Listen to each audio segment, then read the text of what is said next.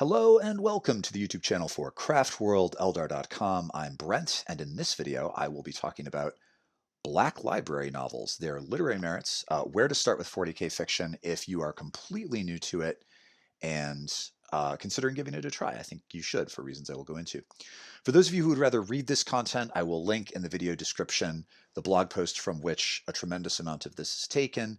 Before I start, a quick shout out to my Patreons, my growing band of Aspect Warriors. Thank you so much for your support. You will have enjoyed early access to this video. If anybody else out there would like to also enjoy early access, consider following the link in the video description to become a Patreon. Now, I'm going to start by talking briefly about how I came to 40K fiction, and then there will be a somewhat academic discussion of why it's way better than I would have thought, and I think than most people think.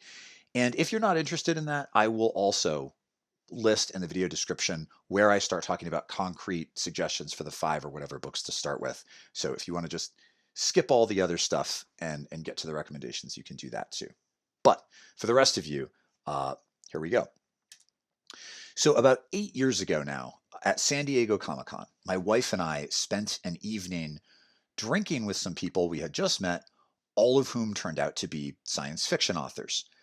My wife writes popular culture, fictional food cookbooks for a living, and so sometimes we get to do cool stuff like this. And I asked the affable guy across the table from me that I'd been drinking with for like 45 minutes what he had written, and I could see him tense up a little as he said, I write novels for the 40K universe. Oh, wow, that's so cool. I said, I love 40K. And the small moment of tension passed, and we talked briefly about his work and then returned to an epic game of What Would You Rather. Now, I had to think about the exchange later to work out why my drinking companion had suddenly become a little frosty when he told me what he wrote. And in retrospect, it was obvious because 40K fiction isn't just genre fiction, right? Which already is somewhat dubious in literary circles. It's subgenre fiction. It is a subgenre of a genre. And most people who have never read Black Library novels probably assume that they are pulpy, juvenile trash. In fact, even some of the people who play 40K seem to think this about Black Library novels. And I realized at the moment that I realized why he had been so weird about it, that I actually might have been, it had never occurred to me to think badly of Black Library novels, but I just hadn't ever really considered reading one either. And if I'd ever stopped to consider it, I don't know that I would have been favorably disposed towards them. I might not have been. But I say might not have been here because after an evening of drinking with He Who Shall Remain Nameless, I couldn't help but have a good opinion of this guy as an artist, even without having seen his work. And that's probably some kind of irrational personal failing on my part. When I like people, I tend to assume they're good at the thing that they do. So about a week later, I picked up a 40K novel for the very first time. And after reading just the first page of it, I turned to my wife and said, wow, this is really well written. Fast forward 8 years now. I've worked my way through about 35 Black Library novels. I've enjoyed all of them. Most were excellent. Many were better written, in my opinion, than lots of the more mainstream science fiction produced around the same time. But what I find most impressive about the stories, especially the ones focused on the exploits of the Space Marines, is that, according to conventional wisdom, it should be nearly impossible to make Space Marines compelling as the protagonists of a novel. And to explain why, for a moment, I'm going to talk about T.S. Eliot. Now, this is for those of you who just are not in for the academic thing. Now is the moment for you to skip ahead to where I give concrete suggestions. Anyway, Eliot. So at the time he published The Love Song of J. Alfred Prufrock in 1963, T.S. Eliot was already widely celebrated as probably the most influential literary critic in the English-speaking world of his day. And since then, his influence has taken a huge dive because A, he's dead, and B, he had some pretty repugnant political and personal beliefs. Despite those failings, he said some pretty insightful things about literature. And in the Prufrock poem, the speaker agonizes over his place in the universe, and he points out that he is, quote, not Prince Hamlet, nor was meant to be, but rather an attendant lord that will do to swell a scene or two. And the point that Eliot makes in this poem and also in his literary criticism is that in the modern world, it's much harder for readers to feel connected to stories told from the perspective of larger than life heroes, impossible paragons of humanity so unreachable that they don't feel real, right? So consider, for example, like Tom Stoppard's Rosencrantz and Guildenstern Are Dead, which re-enters the play Hamlet and makes the themes accessible by exploring them from the perspective of two nobodies, because in the modern world, that's who we identify with, is the no, not Prince Hamlet, the nobodies. Stoppard's angle on Hamlet is one that has meaning for modern readers, right? Two regular dudes with imperfect information trying to make sense of a universe over which they have no control. And you might say that the contention that that is appealing to modern readers is ridiculous. After all, the explosive success of fantasy and superhero films in the last 15 years demonstrates that larger than life heroes maybe have never been more popular. I mean, Thor, right? But if you take a really close look at the superhero genre from the 1960s to the present day, what we see will actually reinforce the claim that most modern readers find paragons of human perfection to be alienating and uninteresting. So, in fact, I think nowhere is Eliot's point better illustrated than in Marvel Comics. What made Marvel Comics special back in the 60s was that their protagonists were like regular people. They were broken and flawed. Most DC heroes, by contrast, of the 50s and 60s, were wholesome crusaders, the true believer magical Boy Scouts who could run impossibly fast and swim like fish and fly, all while defending America, apple pie, good hygiene, and soccer moms against mad scientists, warmongers, and two-dimensional bullies. And I'm not saying that these comics were not enjoyable or that they didn't have some timely and important thematic content, like when Superman took on the KKK and kicked their asses. But there's no doubt that what set Marvel Comics apart and what probably accounts for the tremendous success of Marvel as a franchise is that from the beginning, the characters were more relatable because they were flawed and broken and they were like real human beings. And since then, DC has moved much closer to the Marvel model, especially with the Dark Knight version of the Batman franchise. What does any of this have to do with 40K? At least 7 listeners out there are really angry at this point. This is supposed to be up for 40K. So consider Space Marines for a moment. Space Marines are a great concept for a war game. They're so cool. These like medieval knight Roman legionaries with a who are adamantium in their psychology, in their physical prowess. Everything about them is just spectacularly impressive. Uh, they're great for a war game, but they're maybe not such great protagonists for a novel. After all, the Adeptus Astartes are impossibly strong testosterone vending machines who are not only physically powerful, but they're incapable of fear, incapable of lust, incapable of pretty much all of the flaws that make characters relatable and interesting, except perhaps pride, right? They can do pride. And yet, Black Library authors not only manage to make these necklace space knights nuanced and interesting, but they do so without undermining their essential inhumanity. That is, the Space Marines are never in danger of seeming terribly human, and yet the stories are paradoxically and profoundly human. Consider Garviel Loken, who's one of the protagonists of Horus Rising. He's the first protagonist you meet in the first of the 54 novels that make up the Horus Heresy series, which tells the tale of a galactic civil war 10,000 years before the current 40K setting. Loken begins the story as a true believer, a member of Horus's inner circle who is inducted into a brotherhood of elite advisors. Over the course of the book, Loken's understanding of Horus and of the Adeptus Astartes in general is gradually transformed from a simplistic faith in an age of heroes to the horrified realization that the War Master has become a monster and that the universe he inhabits is far more complex than he ever dreamed. Despite being a genetically enhanced super soldier with none of the flaws that render characters relatable in fiction, Loken is easy to connect with because his transformation is essentially a coming-of-age experience that is familiar to all of us, right? All of us have believed things about the world that maybe turned out to be a little bit naive and had to come to terms with a more difficult reality than the one that we thought we inhabited. And so it's easy to relate to Loken. Horace, on the other hand, is a character reminiscent of John Milton's Lucifer in Paradise Lost. As we observe Horace's fall, we see not only shades of Milton's character, but numerous characters from real history, including Julius Caesar, who convinced his 13th Legion to march on Rome by persuading them that their beloved home was in the grips of bureaucrats who neither understood nor valued the lives of soldiers. And Dan Abnett, who wrote this book, he's a really smart guy, and he's Oxford educated, and these parallels are not happening by chance. Horace's gradual corruption and the corruption of his legions is not only believable, but it's evocative of the dynamics that have appeared over and over again in real history and in some of our most canonical literature.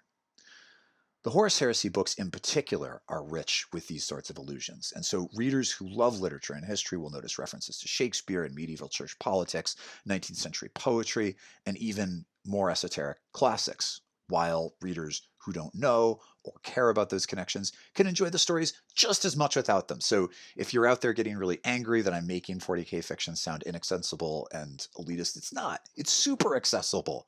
In fact, I think a lot of great literature and history is way more accessible with just a small n than sometimes we give it credit for.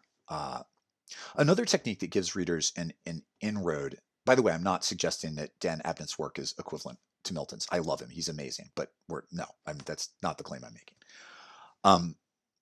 Another technique that gives readers an inroad to these narratives is the inclusion of regular human beings who are not only foils for the Space Marines, helping to showcase the power and grandeur of the Emperor's finest, but they also are another way of helping we, the reader, bridge the gap between those really extraordinary characters and ourselves. So, for example, the Horus Heresy novels includes Remembrancers, who are human artists who have been assigned to the expansionary fleets of the Great Crusade in order to chronicle the achievements of the Astartes. And it's just a great freaking idea. Because there's this obvious tension between these professional artists who have been assigned to travel with this army. They're different from the Space Marines twofold. For one thing, they're human beings. They're mortals, right? Where the Space Marines are these, they're like demigods comparatively. And then they're artists. The Space Marines are killers. And yes, there are certain legions who are more multifaceted, right? The Emperor's Children, Fulgrim in particular. There's a Horus Heresy novel all about Fulgrim's essentially failed effort to become as good an artist as one of the Remembrancers. But there's this double disconnect. And so there's inevitable tension between these two groups of characters, and yet the Remembrancers are a way into the Astartes for us, which is very cool. In the conversations between the Space Marines and the Remembrancers are so cool. It's a little bit like the conversation between Balin and Bilbo at the end of The Hobbit, if you remember that. Balin says, "If you ever visit us again, when our halls are made fair once more, then the feast shall indeed be splendid." And Bilbo replies, "If you're ever passing my way, don't wait to knock. Tea is at 4, but you're welcome anytime." And I think it was Professor Michael Drought who first pointed out that Balin and Bilbo have actually said the same thing to one another. It's just Balin has said it in the language of 10th century heroic age poetry, and Bilbo has said it with the everyday modern manners of a middle-class Englishman. And so in the same way that Bilbo is helping to bridge the gap between the modern world and this fictionalized age of heroes, the human characters and the stories about Space Marines do the same thing. And it isn't just the Space Marines. Some of the Black Library stories are written from the perspective of alien races, like the Eldar, the subject of most of my videos, who, unlike the aliens in many sci-fi universes, are not just weird-looking human beings that are different from Homo sapiens on the outside, but mentally and emotionally indistinguishable from us. And we've seen a lot of science fiction like that. Science fiction that I love, right? In the Star Wars universe, for example, the vast majority, they're all of these aliens. But the vast majority of the aliens in the Star Wars universe they're human beings. they might be tuned slightly differently emotionally in certain ways, but for for the most part, they're just they're like us on the inside and they look different on the outside. And 40K doesn't do that, right? The Eldar really are different. There's something alien about them, and their psychology. And in fact, they're more similar to us physically, I think, than they are mentally and emotionally. And there are a number of Black Library authors who just excel at writing aliens, which is hugely impressive. It's incredibly difficult to write for regular humans from the perspective of believable non-humans. It was for this reason that George Martin said, when he was writing Game of Thrones, that the hardest chapters were the ones from the perspective of the wolves. They took him the most time, they required the most rewrites, and they caused him the most anxiety. Because how do you convincingly tell the story of a wolf from the first person in a way that's accessible to non-wolves? It's hard. So if you like the 40K universe, there are definitely multiple Black Library books that you would probably enjoy. And yes, many of them are from the perspective of the Imperium. I'll talk about that in a moment. But whatever you're into in the 40K universe, there are books about your thing. And if the only reason you haven't given Black Library books a try is that you assumed that fiction inspired by a war game could not possibly be good, then I am here to tell you that although I might have assumed the same, we were so wrong. Some of these books are not only every bit as engaging as good mainstream sci-fi, they have genuine literary merit. And if you don't have time to read them, the audio versions are a great solution. They're almost without exception, just fabulously voice acted. Most are available on Audible. And if you do participate in the hobby side of 40K, right? So if you're painting models, building terrain, or whatever, an Audible subscription is like the best $15 a month you can possibly spend on anything. So if you've been sort of hesitant, well, and by the way, the credits, it's not like Audible was like, I don't know, 6 years ago or whatever, where if you didn't use the credits, they disappeared. They just stack up. So it's not like if you're not moving fast enough, you're losing credit or something. Okay.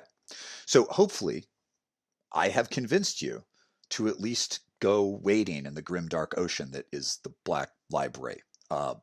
It's so good. And if so, here are some suggestions for possible first reads that showcase some of the best of what the Black Library has to offer. So my first and top suggestion for people new to this is Horus Rising, which is it's Dan Abnett's introductory book to the Horus Heresy series. It's operatic in scope, literary in its prose, and it's easily one of the best Black Library books of all time. It's both a great read and a great listen, and the first page alone should sell you on it.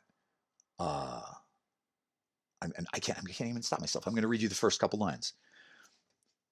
I was there, he would say afterward, until afterwards became a time quite devoid of laughter. I was there the day Horus slew the emperor. It was a delicious conceit, and his comrades would chuckle at the sheer treason of it. The story was a good one. But of course it's not.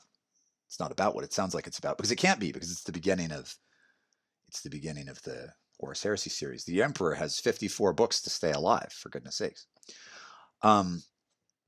Once you've read, by the way, the first 3 books in the Horus Heresy series, you can pretty much jump around. The first 3 are Horus Rising, False Gods, Galaxy in Flames, and they're all good. They're all really good. And after that, you can pretty much pick and choose what other Horus Heresy books you want to read and what order. So if you're really interested in the Dark Angels, you could skip right to the Dark Angels book. If you're interested in the Emperor's Children, you go to Fulgrim. If you want to find out how Magnus is horrifically wronged and is like the most unlucky dude in 40K history, and how he ends up falling when he was just trying to do the right thing, you can go there, right? And you just Google it, you go to the Wikipedia entry, and it tells you what each book is about. A lot of those books are happening simultaneously to one another, and so it's not as though, as long as you've read the first few books in the Horus Heresy series, you will not be confused just jumping into another one. Reading chronologically just isn't necessary. Also, every 10th book in the Horus Heresy series is a collection of short stories, many of which are just plain excellent. And I have to throw in a plug here for one of my favorite 40K short stories of all time, Graham McNeill's The Last Church. If I am ever fortunate enough to hang out with Graham McNeill, I am going to buy him the most expensive beverage he wants and ask him all kinds of questions. It's so cool. It features no battles, no personal combat. It's the story of the very last priest of the very last church on Terra who stays up all night drinking and talking with the mysterious commander of an Adeptus Astartes battalion dispatched to this remote corner of what was once Scotland to carry out the Emperor's command. It is masterfully written and utterly riveting to read, or to listen to, for that matter. My number 2 suggestion, outside of the Horus Heresy arc, Eisenhorn, Xenos. There's the Eisenhorn trilogy, also by Dan Abnett. It's a 3-book arc, and then there are other books that are outside of that 3-book arc. But it's the first book in an adventure series about an Imperial Inquisitor and his band of sidekicks as they hunt down evil and navigate the serpentine windings of inquisitorial politics. The Eisenhorn trilogy is not as emotionally demanding as the Horus Heresy books, which I like, which are happening 10,000 years before the current setting in 40K. But it has really good character development, and it creates a good balance between the grim, dark setting of the 40K universe and typical adventure tropes without being predictable. Eisenhorn is a super compelling character. An Imperial Inquisitor might sound like a two-dimensional jerk, but he's super interesting. And Henry Cavill, who we all know, if you've been following pop culture at all, is super into 40K and reads 40K fiction, has expressed interest in portraying Eisenhorn. And there was talk back before COVID-19 that Eisenhorn might actually be getting a live-action television series, and we haven't heard any more about that. So it sounds like there is possibly some kind of 40K mainstream TV or movie in the works. Certainly people are talking about it who are in a position of power to make it happen. Who knows? Maybe Henry Cavill will be Eisenhorn. But anyway, it's great. So if you want something in the Horus Heresy books, you're constantly switching protagonists every novel, pretty much. And if you want to stay with one lovable character who you know will make it at least till the next book, then Eisenhorn is a good place to start. Okay, number 3, For the Emperor by Sandy Mitchell. For the Emperor follows the adventures of an imperial commissar named Caiaphas Cain and his dim-witted sidekick Jurgen. Cain is an unusual hero in the 40K universe in that he believes himself to be profoundly unheroic and a total fraud, and his exploits involve as much dry humor as they do action. So if you're a fan, by the way, of the old British television show Blackadder, especially season 4 of Blackadder, you will see more than a little of Edmund Blackadder and Baldric in the novel's main characters. For the Emperor is the first of a 10-book series, and it offers a really nice alternative to the gritty, grim, dark stories of the Horus Heresy, and the audio version is a delight. So I would say like Eisenhorn is in between the sort of gritty, Iliad-esque Horus Heresy, and then For the Emperor is the lightest packaging of 40K fiction, and it's so much fun. I think that if you are capable of liking 40K fiction, one of those 3 books, Horus Rising, Eisenhorn, Xenos, or For the Emperor, will be a big win for you. Probably all 3 of them. Okay. Sorry, Craft World players. I know this is supposed to... All I've talked about is fiction that's centered on the Imperium. And that is, to be fair, that's most of it. That is the core perspective for the 40K universe. I'm sure if you've looked at Black Library fiction, you've noticed this, right? Most of it is centered around the Imperium of Man.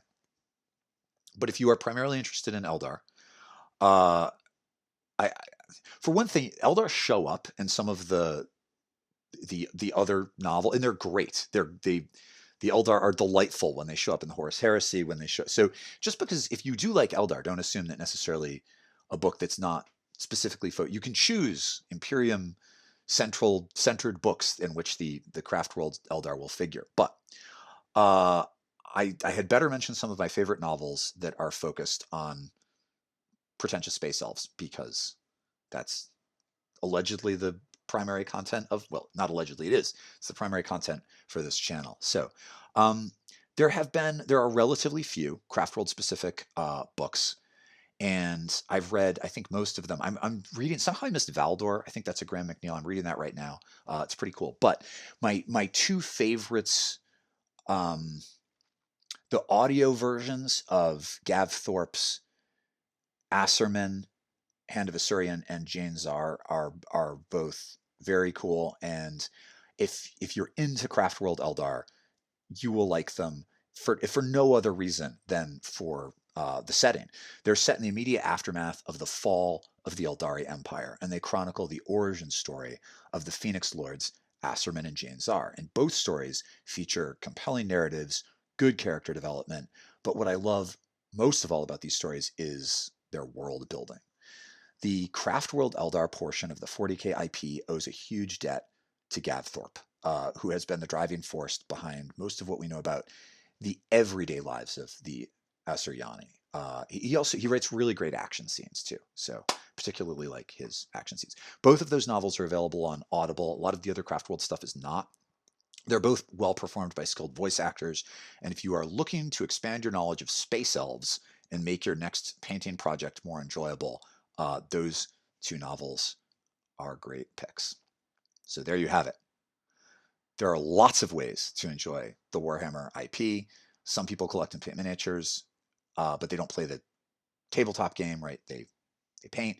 Other people enjoy the video games, but they never buy a model. And regardless of how you are interacting with the weird world of the 41st millennium, a foray into 40K fiction will be highly rewarding. That's what I've got. So if you like this video, please consider clicking like and leaving a comment below. If you have other 40K fiction that you have to rave about, you need to tell us how great it is, and maybe you want to recommend some books to me that I haven't read. There's so many, right, in the Black Library collection. I would love to hear what your favorites are. I do want to finish with just one parting comment. I would prefer that nobody leave a comment about how much some book they didn't like, and from the Black Library sucked.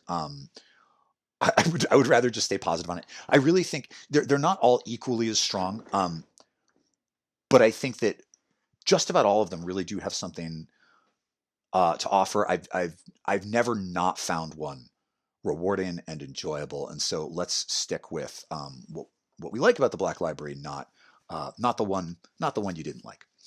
Okay, guys. So I'm looking forward to hearing your recommendations. Thank you so much. It's a real pleasure talking to you as always, and I will be back next time with some other, also not a unit focused video. That's it for today. Take care.